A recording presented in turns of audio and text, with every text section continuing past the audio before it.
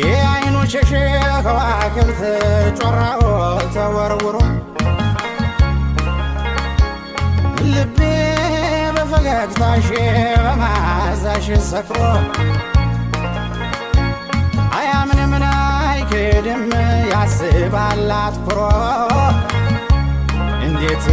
እንዲህ ያምራል ሰው ከሰው ተፈጥሮ እንዴት እንዲህ ያምራል ሰው ከሰው ተፈጥሮ ነይ ነይ ጎፈሬ ነይ ነይ ጎባ የብረት አልጋ ያረገረጋ የሰው ነሽና ምን ይደረጋ የሰው ነሽና